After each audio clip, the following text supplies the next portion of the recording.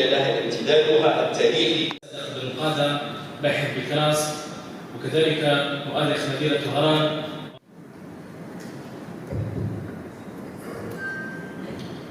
هذه مناسبة سعيدة أن نلتقي في هذه القاعة مع هذه الوجوه النيرة لمناقشة هذا الموضوع المهم اللي يحتاج في الحقيقة إلى ملتقيات وإلى مؤتمرات، لأنه يصب حقيقة في عمق المجتمع الجزائري.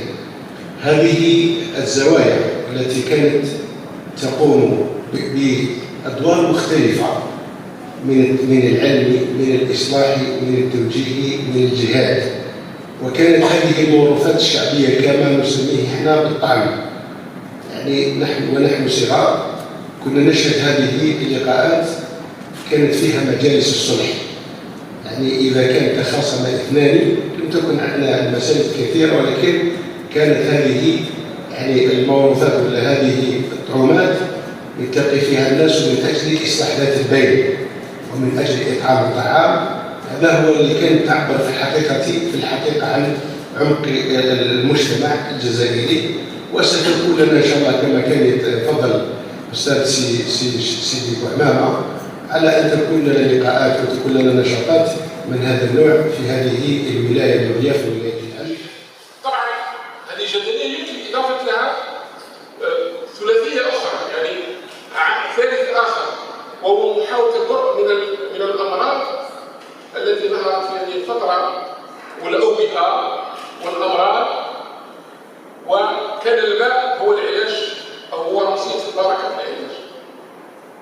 إذا يمكن أن نقول أن هذه المنظومة الجدلية ما بين مكافحة المرض والأوبئة ومكافحة الجوع والفقر ومكافحة العدوان الخارجي حاضرة في العقل وفي الذهنية الجزائرية. ولذلك مثلا بوعمامة عندنا في منطقة الجنوب حفيد سيد الشيخ